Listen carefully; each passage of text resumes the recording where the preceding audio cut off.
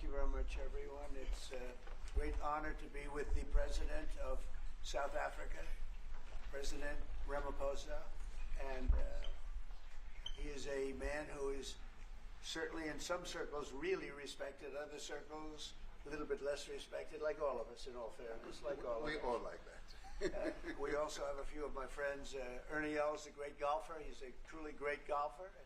Retief Goosen, who's an other really, we call him really a great golfer too, Ernie, right? You two guys are fantastic. And we could add Gary to the group, Gary Player. What a group of golfers South Africa's had out there. Yes, yes. There must be something in the water, right? It's something good. These two guys are it's unbelievable. It's the water, sir. Gary's Gary. And David Frost, also another one that I Yes. know is such a great one. Indeed. Was he as good a putter as they say, David? He's a putter. He's a putting machine, right? But he's another one. So something very good about South African golf, and golf is still doing great in South Africa. And they have young players, I hear, coming up that are going to be very good. But it's an honor to have you here, and my friend, it's an honor to have you, one of the greatest businessmen in South Africa and long beyond. Thank you for being here. It's very, very great honor. Appreciate it. So we're going to be discussing certain things. As you know, we have the G20 is going to South Africa. When is that going to be? In November. In November. Thereafter, I hand over to you. And yes, we have it next You year. originated the G20, so I'll hand over the baton to you, right. and then you lead the That's G20. right. We're going to have it. Yeah. We're going to have it the following Yeah. year. Yeah. So we'll be discussing many things, and some of the things you've been reading about in the papers and Yes. the media. And I would say that, look, the president is a truly respected man in many, many circles, and in some circles he's considered a little controversial. But we're going to be discussing some of the things that are taking place in South Africa and see if we can help. And we want to help. And we've had a long relationship with South Africa. I have, because indirectly I have so many friends that live there. I have a lot of friends. I mean, these are famous guys, but I have a lot of friends that live there that are tremendous people. And we'll be discussing that. We'll have a nice conversation. And I really appreciate that you guys came along. It really helps us in our thought process. But it is a great honor to have you, and I appreciate you called. He called. I don't know where he got my number, but I picked up. And he said, "I want to come over and see you." And that was my honor. And thank you very much for being here. You're most welcome. Thank you Most so welcome. much. Well, thank you very much for welcoming us to this reformed White House. I've been here before, and it looks really fantastic. I must congratulate you. Thank you. But I also thank you for allowing our delegation. This is a very mixed delegation that you've got. We've got people from government, my ministers. I've got someone from the trade union movement who we really collaborate with, and from business as well, and our sporting legends. When I spoke to you, you said, yes, come along and bring Gary Player, bring Ernie Els and Retief Goosen. I brought the two of them. Gary Player, I spoke to him. And he said, look, I'm getting rather on in my years, but wishes us luck in this discussion with you. So it's a real joy. And I'd also like to thank you for allowing your people to start discussions with us at the trade level. I mean, we are essentially here to reset the relationship between the United States and South Africa. We are long-standing partners in many, many ways. We've collaborated in many fields, in space issues, in energy, and in trade, and we therefore need to reset that, particularly in the light of some of the announcements that you made on trade and investment. So we want to advance more trade between the two of us, two countries, and our people now have been empowered by yourself and by myself to start engaging, and we hope that we will be able to fuel that engagement during our talks. And we also want to discuss issues that have to do with how we promote further investments in both countries. We've got about 22 companies from South Africa that have invested in the US, thus creating a number of jobs.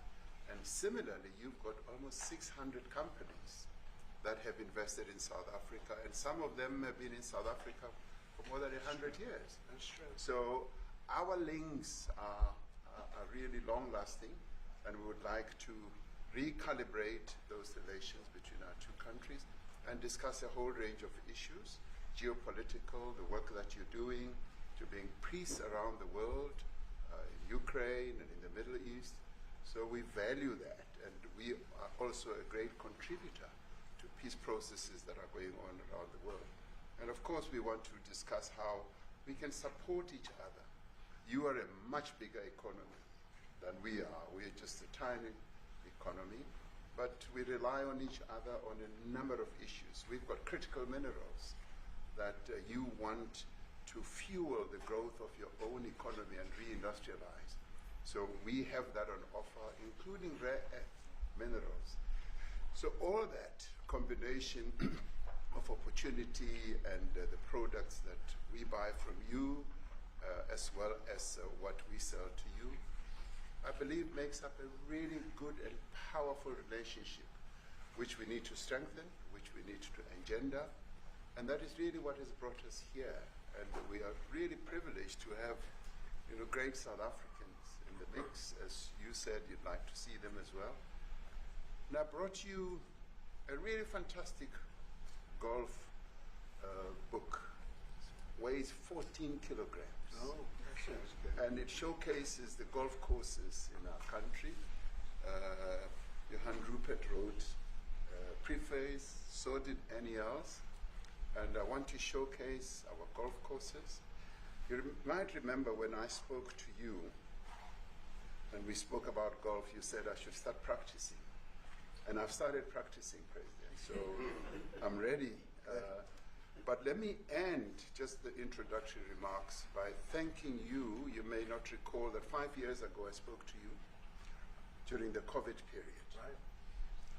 And it was at a time when the whole world was going through a really cathartic moment. Right. And we asked for assistance, and you were able to assist us with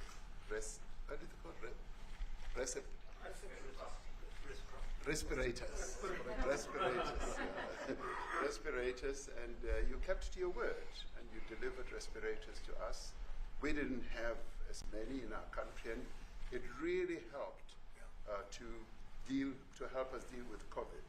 So I'm here also to say thank you and to thank the people of America for having helped us during a really difficult time. Being the small economy that we are, we needed help from around the world. And you were there to provide that. So thank you very much. I remember the call. Yeah. We sent 150 respirators. We became the respirator king. We started making them. Nobody had them.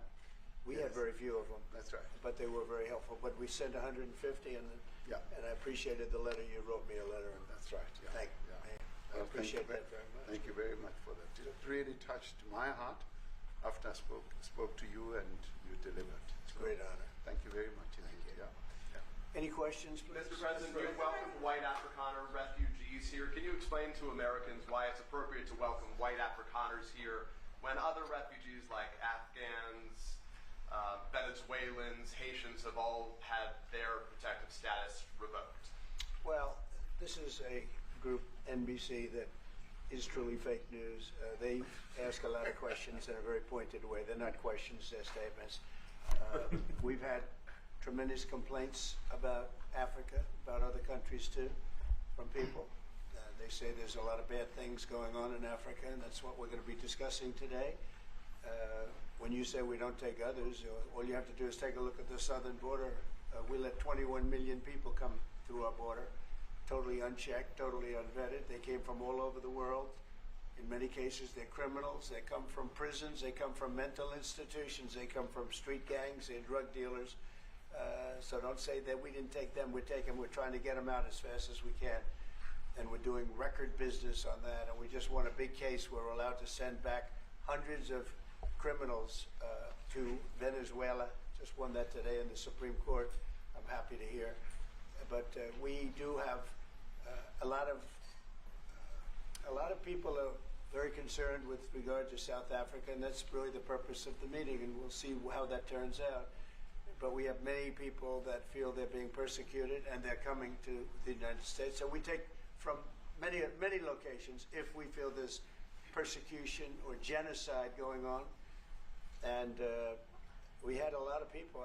I must tell you, Mr. President, we have had a tremendous number of people, especially since they've seen this.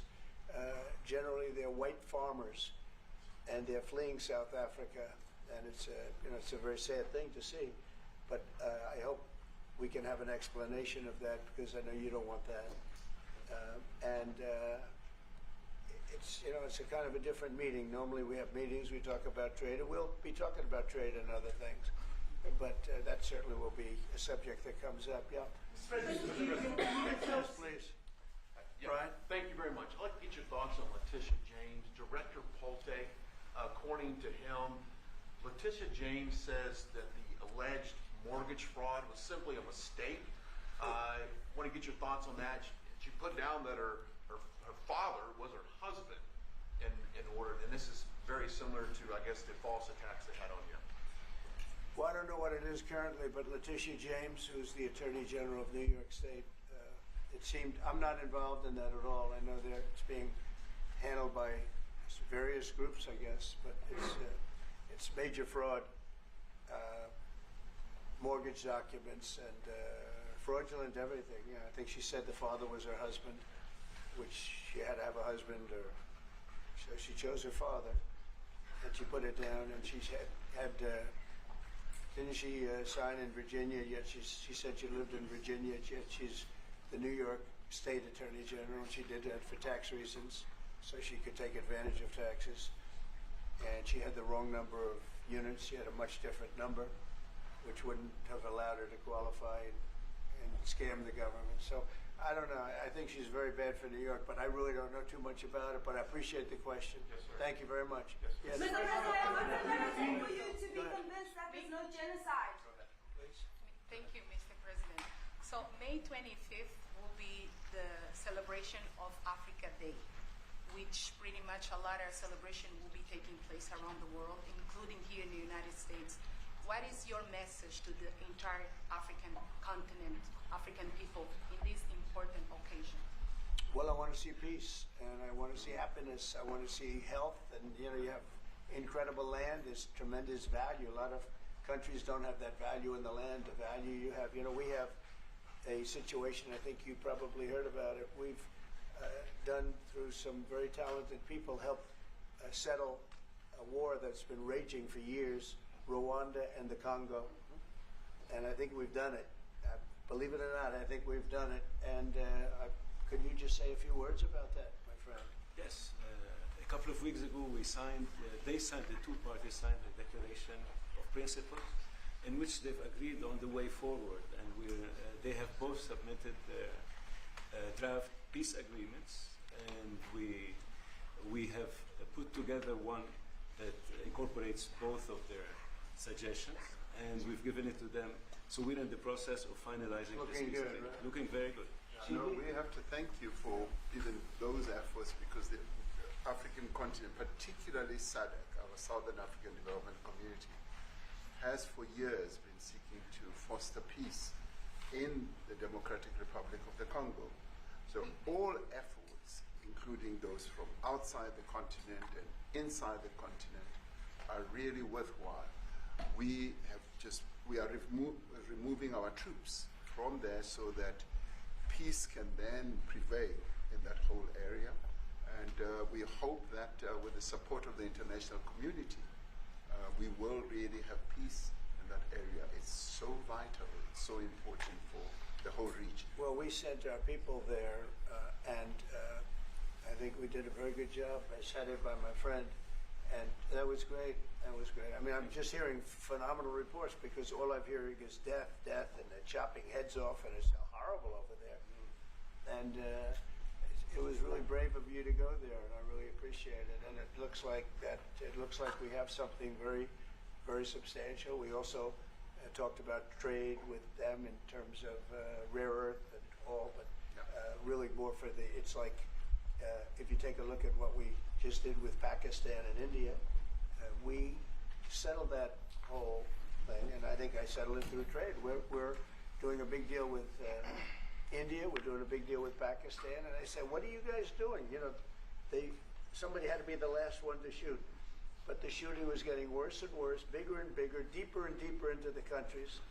And we spoke to them, and I think I hate to say we got it settled, and then 2 days later, something happens, and they say it's Trump's fault.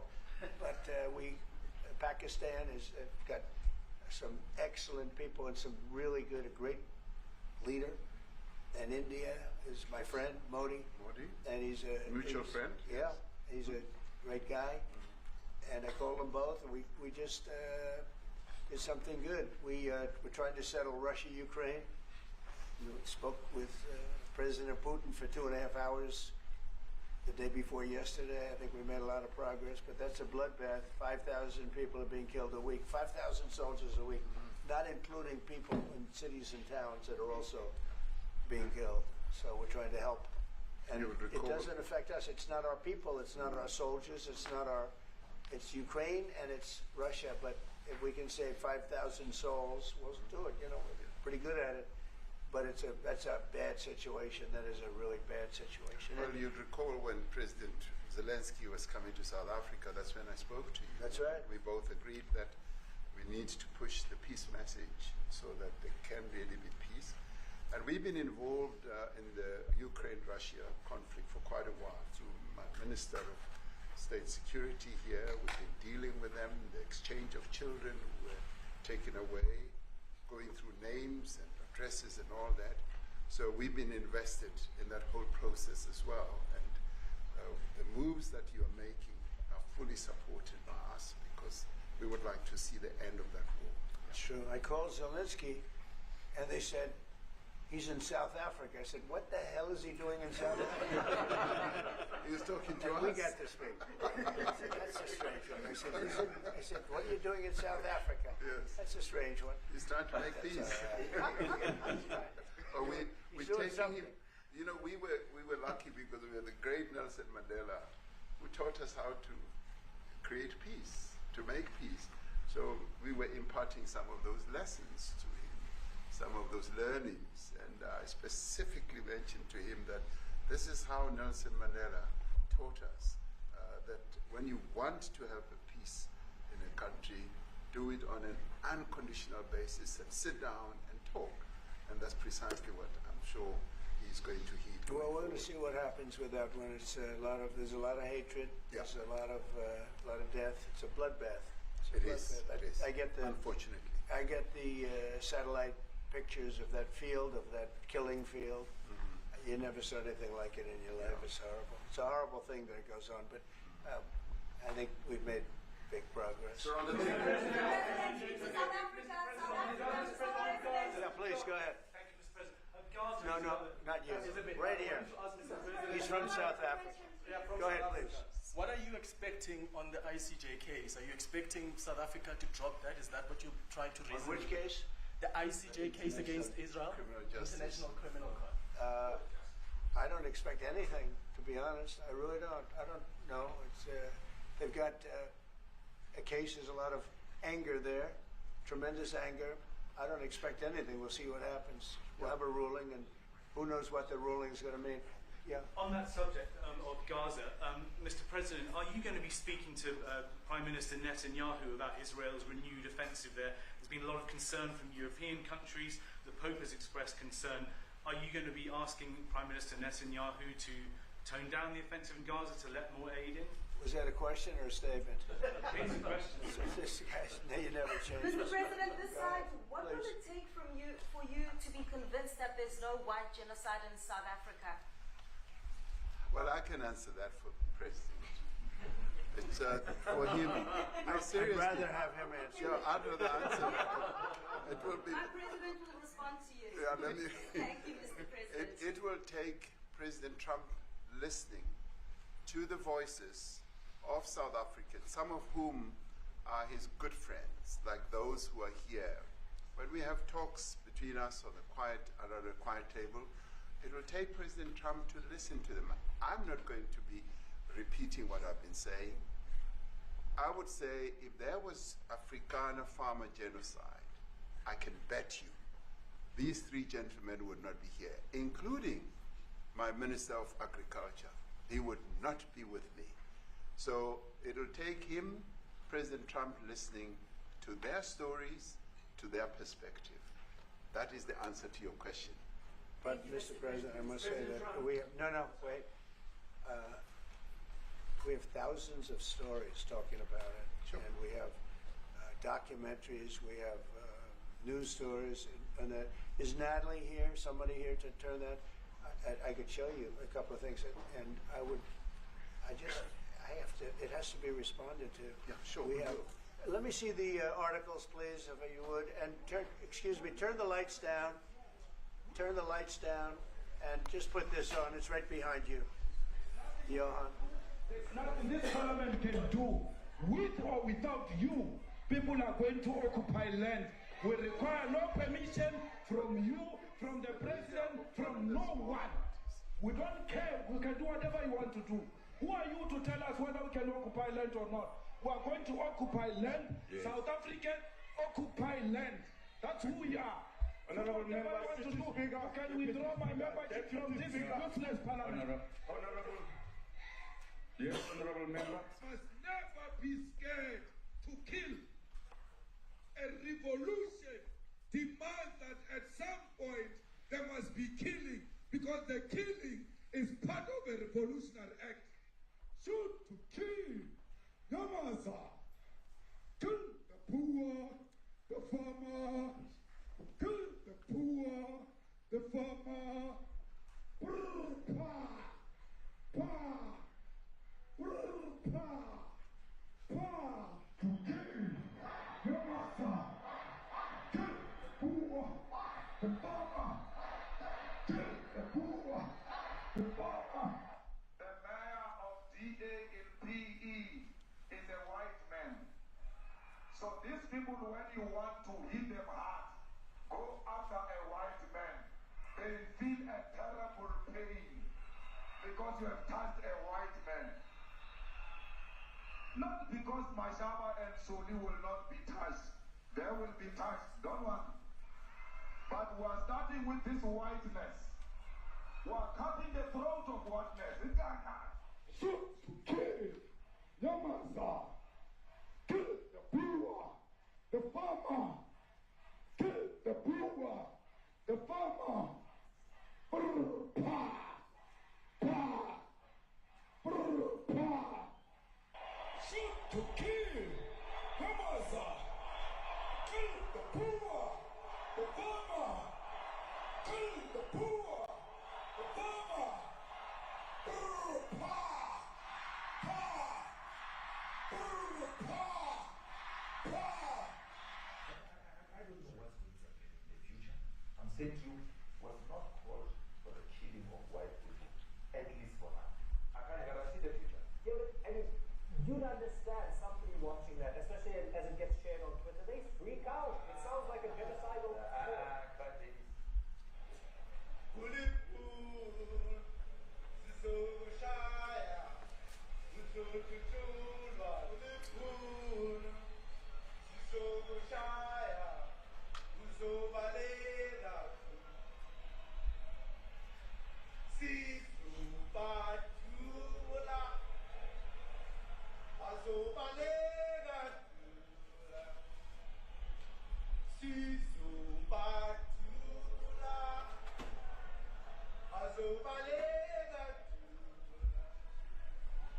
Who will expropriate land without compensation, whether they like it or not. If they object, they can seek refuge in America.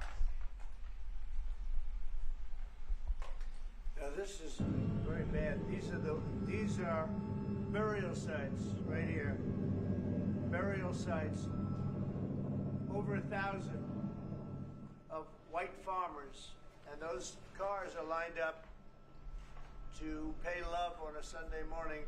Each one of those white things you see is a cross, and there's approximately 1,000 of them. They're all white farmers, the family of white farmers. And those cars aren't driving, they're stopped there to pay respects to their family member who's killed. and it's a terrible sight. I've never seen anything like it.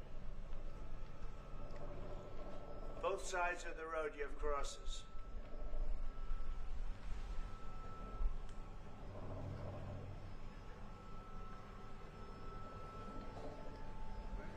Those people were all killed. Have they told you where that is, Mr. President? No, I'd like to know where that is, because this I've never seen. But, okay. I mean, it's in South Africa. We need to find out.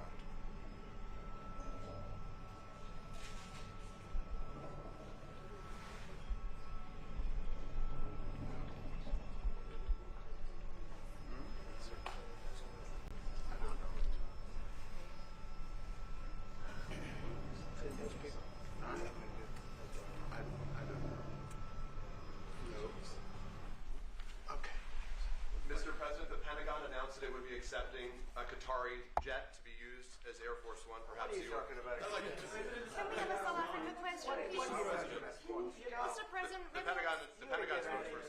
What does this have to do with the Qatari jet? They're giving the United States Air Force a jet, okay? And it's a great thing. We're talking about a lot of other things. It's NBC trying to get off the subject of what you just saw. You are a real, you're a terrible reporter. Number one, you don't have what it takes to be a reporter. You're not smart enough. But for you to go into a subject about a jet that was given to the United States Air Force, which was a very nice thing, they also gave $5.1 trillion worth of investment in addition to the jet. Go back, you ought to go back to your studio at NBC, because Brian Roberts and the people that run that place, they ought to be investigated. They are so terrible the way you run that network, and you're a disgrace. No more questions for me. Go ahead. Go ahead, talk about that. Please, may we have a South African His name question, is Peter Mr. President something. Trump? He's a terrible If they're reporter. committing genocide, why invite them to the White House? I'll be quiet. Quiet. Sure, that's my question now. Let's go. Thank you so much, President Trump. Annika Larson from ENCA in South Africa. Thank you very much for hosting us. What would you like President Ramaphosa to do about the situation we've just seen on the screen? I don't know. Look, these are articles over the last few days. Death of people. Death. Death. Death. Horrible death. Death. I don't know. But you know that there Pick are young anyone. people who are White dying South the most. Africans are fleeing because of the violence and racist laws. And this is all. I mean, I'll give these to you. So when you say what would I like to do, I don't know what to do. Look at this. White South African couple say that they were attacked violently. President Trump, when will you go and see for yourself if it is? Well, I could do that. Look, here's burial sites all over the place. These are all white farmers that are being buried. President Trump. And he asks about a jet that was given. My first question is about Africa. We're not interested in the You know, you are so bad. You're such a bad reporter. If they're committing genocide, why invite them? So if they are committing genocide, why invite the South Africans to the White House? May I finish, please, President Trump? Mr. President This Trump, is one after another. This family was wiped out. I'm just looking. Can we get a response from President Can you give us Ramaphosa, your please? reaction to those videos, Mr. President Trump, could you? Well, I think the videos are so. No. When you look at the videos, I mean, how does it get worse? And these are people that are officials, and they're saying that kill the white farmer and take their land. That's what it is. And I have other friends in South Africa. I have people that left. One in particular that says you can't go there. He said they want to take your land. They take your land and they kill you. It's okay, and they say it's okay to do. Now we're going to talk about it, but this is a tremendous look. This is a story recent. These are all people that recently got killed. Yeah. And I don't know how it can get any worse. These are and you know the men that you saw, the people that you saw in that movie, those are officials. Those are people that were in office. They had one march. They had a dance in your parliament, whatever you may call it, legislature. Well, let me clarify that. Yeah. Let me clarify that, because what you saw, the speeches that were being made, one, that is not government policy. We have a multi-party democracy in South Africa that allows people to express themselves, political parties to adhere to various policies. And in many cases, or in some cases, those policies do not go along with government policy. Our government policy is completely against what he was saying, even in the parliament. And they're a small minority party, which is allowed to exist in terms of our constitution. But you do allow them to take land. No. You do allow them to take land. Nobody can take land. And then when they take the land, they kill the white farmer. And when they kill the white farmer, nothing happens to them. No, there is nothing happens to them. There is criminality in our country. People who do get killed, unfortunately, through criminal activity, are not only white people. Majority of them are black people. And we have now the farmers aren't black. The farmers are not black. I don't say that's good or bad, but the farmers are not black. And the people that are being killed in large numbers, and you saw all those grave sites, and those are people that loved ones going, I guess on a Sunday morning, they tell me, to pay respect to their loved ones that were killed. Their heads chopped off. They died violently. And, you know, I mean, we're here to talk about it, and I didn't know we'd get involved here. But I will say this, that if the news wasn't fake like NBC, which is fake news, totally one of the worst, ABC, NBC, CBS, horrible. But if they weren't fake news like this jerk that we have here, if we had real reporters, they'd be covering it. But the fake news in this country doesn't talk about that. They don't want to talk about it, but now they have to talk about it. But they won't. This won't even be a subject. They'll have him talking about why did a country give a free, think of this, why did a country give an airplane to the United States Air Force? Okay? The United States, not to me, to the United States Air Force, so they could help us out, because we need an Air Force One until that's Air Force One, it's being built. 2 of them being built. But Boeing's a little bit late, unfortunately. So why did they give us a plane to the United States Air Force? That's what that idiot talks about after viewing a thing where thousands of people are dead. I'm sorry, I don't have a plane to give you. I wish you did. I'd take it. I would take it. If your country offered the United States Air Force a plane, I would take it. Okay. But coming back to this issue, which I really would like us to talk about, and talk about it very calmly. We were taught by Nelson Mandela that whenever there are problems, people need to sit down around a table and talk about them. Well, there are problems. And this is precisely what we would also like to talk about, including, of course, trade matters, investment matters. So the issues that concern you as the United States. Those are all recent. And those are all deaths. Yeah, in many ways, I mean, one should say you are a partner of South Africa, and you are raising concerns, and these are concerns that we are willing to talk to you about. Let me just add quickly, you know, the criminality that we are experiencing in our country needs quite a lot of technological capability. And in one of our areas in South Africa, we're using US technology, which is able to, in many ways, identify where shootings are happening and all that.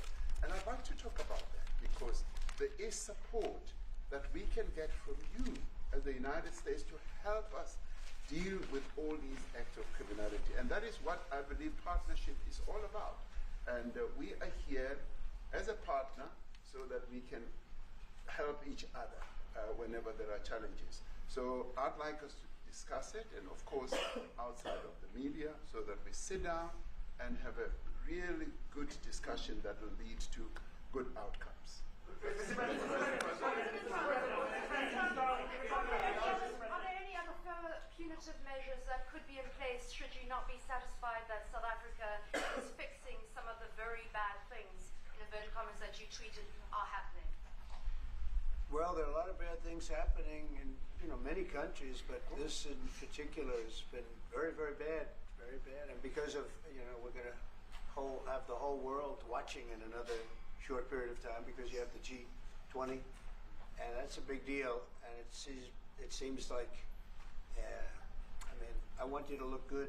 I don't want you to look bad. Very good. But we have hundreds of people, thousands of people trying to come into our country because they feel they're going to be killed and their land is going to be confiscated. And you do have laws that were passed that gives you the right to confiscate land for no payment. You can take away land for no payment. I want to clarify that because we have a constitution. Our constitution guarantees and protects the sanctity of tenure of land ownership. And that constitution protects all South Africans with regard to land ownership. However, we do say, because we've got to deal with the past, the government, and as your government also has the right to expropriate land for public use. And you're doing that. And we've never really gotten underway with that. And we are going to be doing you're so. You're taking people's land We away have not. from them. We have, And those people, in many cases, are being executed. They're being executed. And they happen to be white, and most of them happen to be farmers. And that's a tough situation. I don't know how you explain that. How do you explain that? They're taking people's land away, and in many cases, those people are being executed. And in many cases, it's not the government that's doing it. It's people that kill them and then take their land, and nothing happens to them. But we have thousands of people that want to come into our country. They're also going to Australia in a smaller number. But we have thousands of people that want to come into our country, and they're white farmers, and they feel that they're going to die in South Africa, and it's a bad thing. Yeah, What can South Africa do? What concessions would you like to see them make to improve relations with the United States? Then I have one more for President Ramaphosa afterwards. Well, you know, we just spoke about, I got them a very, very complex machine, 150 of them. And I was asked by the president if he could help, and I did that. And, you know, I have great feeling for all countries. I deal with all countries. But I have a great feeling for South Africa because I have friends. I have a couple of friends, a few friends here today. But I have many friends from South Africa. But many of those friends are not, they can't go back. I have, Elon is from South Africa. I don't want to get Elon involved. That's all I have to do, get him into another thing. But Elon happens to be from South Africa. This is what Elon wanted. He actually came here on a different subject, sending rockets to Mars, okay? Yes. He likes that better. He likes that subject better. That's right. But Elon is from South Africa, and I don't want to talk to him about that. I don't think it's fair to him. That's right. But I will say that people are fleeing South Africa for their own safety. Their land is being confiscated, and in many cases they're being killed. And that scene of, you see how many crosses they have. Those crosses, that's a dead person in every one of them.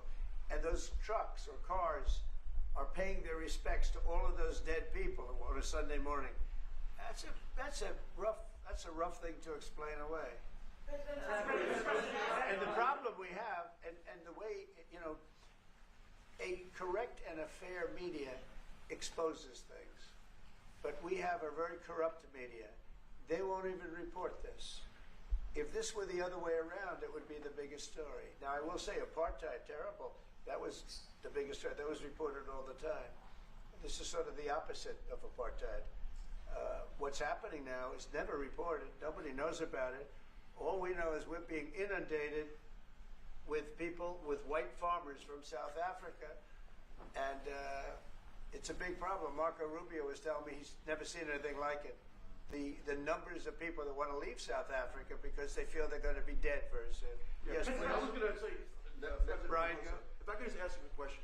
72% of farmers in your country are white. If they flee, do you feel that maybe the economy could collapse? You may not have a gap to fill in those people that need to replace those farmers. You know, I'd like my Minister of Agriculture, who is white, who comes from an opposition party to mine, who's joined my government at my invitation to address this very issue, including the question that you just raised. John? Thank you very much, Mr. President. Yeah. And Mr. President, thank you for welcoming us to the White House. I would say we have a rural safety problem in South Africa, and I don't think anyone wants to candy coat that. And it requires a lot of effort to get on top of it. It's It's going to require more policing resources. It's going to require a different strategy to be able to deal with it. But certainly the majority of South Africa's commercial and smallholder farmers really do want to stay in South Africa and make it work. And I've just come from the largest agricultural show in the Southern Hemisphere with organized agriculture and farmers, and the majority of them want to stay. But they too there have a memorial to those who've died as a result of farm attacks. And as the Minister of Agriculture, it is something that I'm particularly exercised with my colleagues at police and my colleagues in the justice cluster to start making farm attacks and stock theft a priority crime. And it affects all farmers in South Africa, particularly stock theft. It has a disproportionate effect on smallholder black farmers. I also want to just say this, that the two individuals that are in that video that you've seen are both leaders of opposition minority parties in South Africa. Mkhonto Wesizwe under Mr. Zuma, and the economic freedom fighters under Mr. Malema. Now the reason that my party, the Democratic Alliance, which has been an opposition party for over 30 years, chose to join hands with Mr. Ramaphosa's party was precisely to keep those people out of power. We cannot have those people sitting in the union buildings making decisions. And that is why after 30 years of us exchanging barbs across the floor in Parliament and trying to get one over on each other, we've decided to join hands precisely to keep that lot out of government, because the day they get in to the doors of the union buildings in South Africa or control of our parliament, that's what you're going to see. And that is why this government, working together, needs the support of our allies around the world so that we can strengthen our hand, grow our economy, and shut the door forever on that rabble getting through the doors of the union buildings, because then South Africa's future would be... So you denounced that type of language in the video that you saw? Oh yes, we've always done so. As government, as my own party, we are completely opposed to that.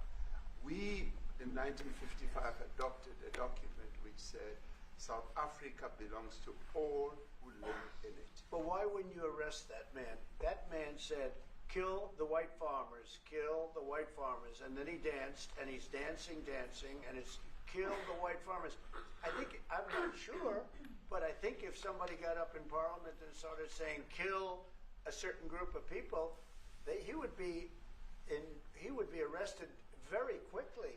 That man is going all over South Africa, and that's not a small party. That was a stadium that holds 100,000 people, and I hardly saw an empty seat. That's a lot of people. That's a lot of representation. And those crosses, we have dead white people, dead white farmers, mostly. And you take a look at Australia, they're being inundated, and we're being inundated with people that want to get out. And their farm is valueless, it's valueless, and they just want to get out with their life. And this is a very serious situation. And if we had a real news or real press or media, we don't have that, because they won't talk about this, because they're all guys like that idiot. But if we had a real press, it would be exposed. And you know, the beauty of exposing it is it's like a cleansing action. When it gets exposed, it'll get fixed. That's when it'll get fixed. But people don't talk about it. And I'll tell you who's talking about the thousands of people that are fleeing South Africa right now. We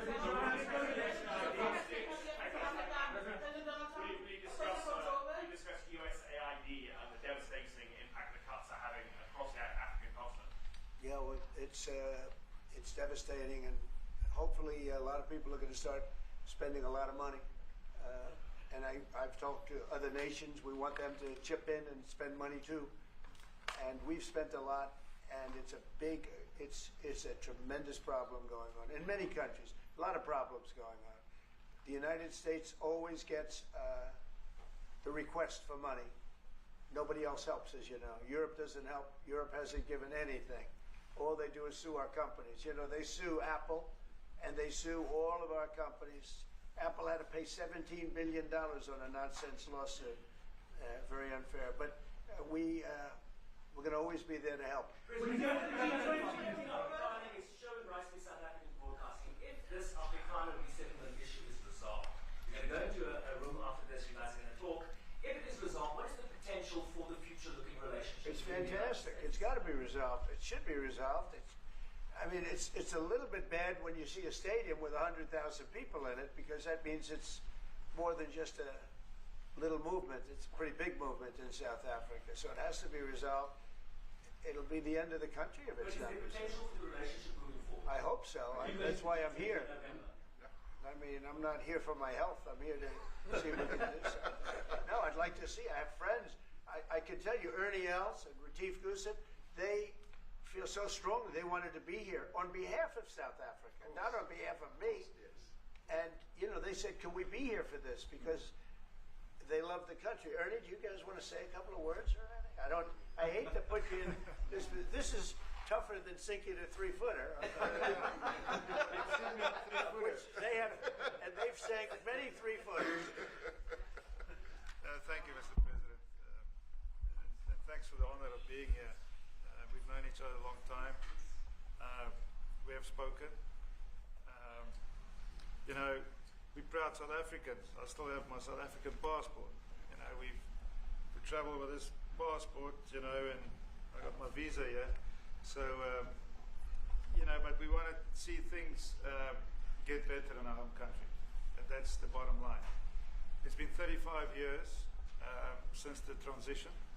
President Ramaphosa was right in the middle of the transition time in 1990 and before that. So it's been 35 years of ANC government. And I know there's a lot of anger, you know, through the transition. There was also a lot of stuff happening in the apartheid days. You know, we grew up in the apartheid era. But I don't think two wrongs makes a right. You know, President Mandela, when he came out of prison for all that time, didn't come out with hatred, you know, and really unified our nation through sport. You know, we won the Rugby World Cup in the '95. 4 times. We won the African Nations Cup, soccer. You know, we won some majors as golfers and so forth. So what I'm trying to say is, you know, this has been a long time coming. That's why we really wanted to meet you, meet the administration, and see our way forward, because we still want to see our country flourish. You know, we've got some great things going on. Business is getting involved with government. Farmers are getting involved in local municipalities, trying to rebuild some of the infrastructure that's been decaying for a long time. So there's a lot of coexistence going on and help from a lot of areas. But I feel we need the US to push this thing through. We've got a great ally, if we can have the US. It's always been an ally of South Africa for a very long time. Even in the days of the war, you know, up in Angola, you know, you guys helped us. So very important for us to have your support and you know, get the change we need. Where did you do that well? He might have done that even better than he plays golf, which is almost impossible. Johan, please. Sorry, Mr. President, if you had to wind all of those tapes properly, you will see I'm the biggest target of that rabble-rouser. Number one for over 10 years, Mr. Malema. In fact, the first time I met him, he was in the youth league with that gentleman, and look how he's changed. Right.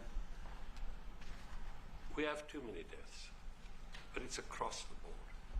It's not only white farmers, it's across the board. And we need technological help. We need Starlink at every little police station. We need drones. I actually got drones donated for the peace parks to stop elephant and rhino poaching. And his predecessor stopped the importation because he said the United States would spy on us. I mean, US basics, the ridicule. So if you can help us. Remember, sir, you and I lived in New York in the 70s. We never thought New York could be what it became. 2 commissioners, a tough mayor. We need your help to stop this awful killing. But it's across the board. Ernie is right now building a house in George. I'm building 3 cottages for my grandchildren on a farm outside Grafrenet. I often go to bed without locking the door. And we have a serious problem with illegal aliens who stream across the border. And if you really look at our statistics, a lot of these murders, firstly it's unemployment and illegal aliens. And then I met Vice President Varts many years ago at the Charlie Rose show. My wife loved the book. And she reminded me this morning that you emphasized the devastation that occurs when big companies leave towns and cities, and there's a culture of dependency that develops. I remember you discussing it. Now that's our problem. If we don't get our economy to grow, the culture of dependency and the lawlessness will increase. I've again been against apartheid all my life, and I'm their #1 target. Please just Google my name and Malema. You'll see it, sir. Yeah. He marched on the farm. But the crime is bad. The crime is terrible, sir, but Mr. Steenhuisen won't admit to it, but he runs the Western Cape, where I live. And the biggest murder rate is in the Cape Flats. Gangs. We've got gang warfare. Like your M33 or whatever, these guys. We've got the equivalents there. But we need your help, sir. And we need Elon technology. Well, one of the real areas of support is really in investments. We've got to grow our economy, because through growing the economy, we're then able to create more jobs. Because crime really thrives where there is inequality and unemployment. And that is one of the reasons that has brought us here, to improve our investment relations, our trade relations, so that we can preserve the number of jobs that your companies have created in South Africa.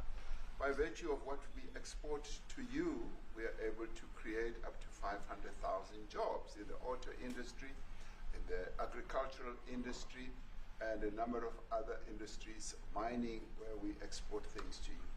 And we also know that as South African companies invest here, you are also able to create jobs. So it's a mutually beneficial relationship.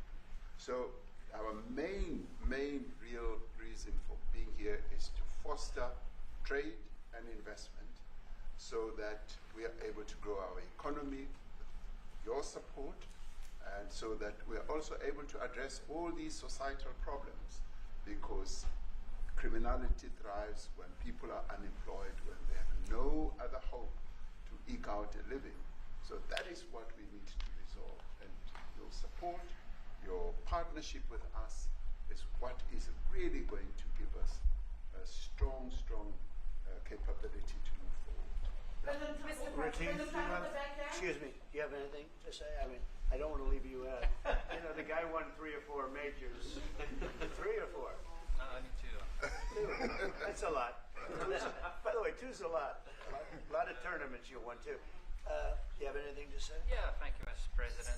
President Ramaphosa. I grew up in an area in South Africa that is a farmland area, Polokwane. Yeah. And there is some issues up there. Obviously, my dad was a property developer as well as a part-time farmer. And yeah, some of these buddy farmers got killed. The farm is still going. My brothers run it. But it's a constant battle with farms they're trying to burn the farms down to chase you away. So it is a concern to try and make a living as a farmer. And at the end of the day, you know, without farmers, there's no food on the plate. So we need the farmers to produce the food. Farming, right? He wouldn't do it. He wouldn't even want to do what you're doing, right? They love farming. They don't want to leave. But it's a struggle. Yeah, and food and fresh water is the most important thing in life. Without those two things, we can't survive. How is the water there? The water is great. Obviously, all the water comes out of the borehole, out of ground for us down there. But yeah, it is a battle to get the water out sometimes when all the equipment gets stolen all the time that you're trying to get the So water does out. your family and your brother, do they feel safe on the farm? They live behind electric fences, try and be at night safe. But it is constant whenever you leave that something could happen. And there's nowhere to live. Both of them has been attacked in their houses. My mom's been attacked in the house when she was 80. So it is difficult. But the guys live a great life despite everything going on. Something. President Trump, I brought along the president of the largest trade union in our country, Ziggy Solosi, because she leads many, many workers, more than 1 million, 2 million workers, and maybe we should give her a chance to say something because she's come all the way to join us. Thank you very much, Mr. President Trump, Thank you. for having us, and President for extending the invitation to us as organized labor.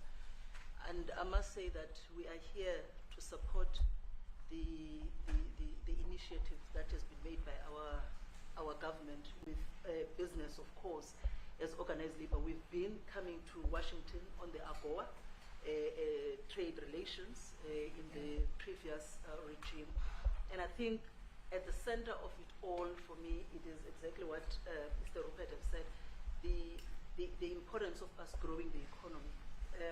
We have always emphasized when we were here and kept on coming and negotiating on AGOA that the 600 US companies that are based in South Africa, as you said, President Ramaphosa, 500,000 jobs will be wiped out.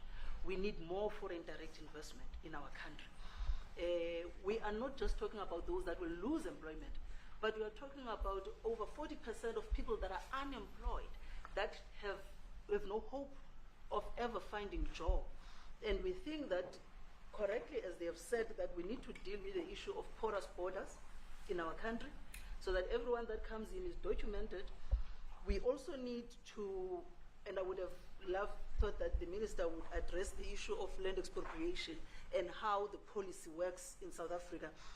Recently, President, as you were preparing to come here on the news, in, I think it was in Natal, there was a handover of farms, and white farmers were saying, we are donating the land, but also there's a willing buyer, willing seller in South Africa. So there is no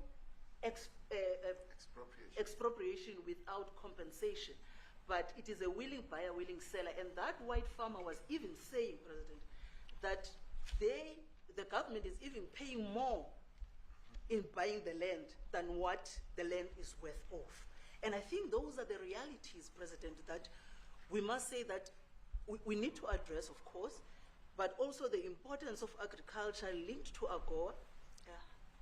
People rely on it, and I think, as Retief have said, for survival and living. But lastly, for me, President, is also the issue of the crime statistics. There is no doubt about it that we are a violent nation, for a number of reasons, and we're not condoning anything. But also, if you go into the rural areas where black majority are, you would see women, elderly, being raped, being killed, being murdered, and these are black elderly women that would be found throat slits, raped multiple times, and all of that. And the problem in South Africa, it is not necessarily about race, but it is about crime. And we think that we are here to say, how do we, both nations, work together to reset, to really talk about investment, but also help us in how we can have the technology and everything that is needed, President, to really address the levels of crime that we have in our country. Thank you very much. Thank you. President Trump, genocide is a very strong word. I'm wondering if you've made up your mind as to whether you or you still have doubts? And if you have made up your mind, why invite President Ramaphosa here today for this conversation? Well, I haven't made up my mind. I hate to see it from the standpoint of South Africa, but also, I'm trying to save lives. I'm working with Russia and Ukraine. I don't have to do that. It's not our war. It was started by other people. It was helped along by our past administration, and it would have never happened if I were president. But I'm trying to save lives, no matter where. Rwanda, I have nothing to do with Rwanda and the Congo, but I felt I had a very talented person in this administration, and I sent him there, and he did an unbelievable job. I think. I mean, we're going to find out, but he's done the hardest part of the job. It should happen. If I can save lives, I want to save the lives. If it's in Africa, that's great. If it's in Europe, if it's wherever it may be, and it's a very small investment to do, believe me, compared to what the consequences are. So I hope we can do something. Look, I have so many friends. These two men, I have great admiration for them because I know what they do for a living. And that's a very hard living, going from city to city, from country to country, and hitting a ball 350 yards like they do, and better than you and I. Getting the ball in the hole. It's a very tough, with lots of people watching, right? Yes, That's a very tough living. They're champions. I respect champions. And I respect very much, and I think the country is very lucky. They really wanted to be here. That's true. They could be elsewhere. They could be on a beautiful fairway someplace, and they wanted to be here. So.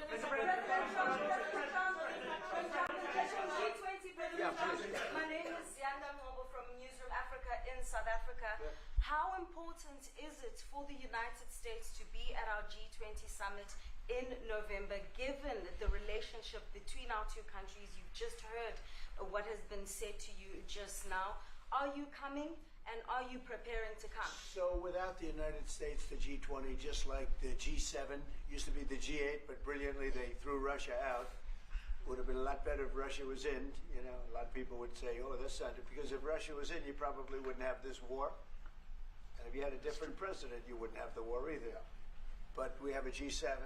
It's important that the United States is at both of them. I think without the United States, I really believe it's not very important. It's not the same meaning. As I said to President Trump, the U.S. really originated the G20.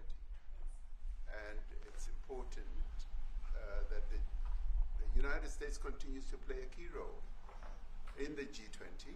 And we are privileged to be the president of the G20, but we are even overjoyed that we are going to hand over to the United States, who are the originators.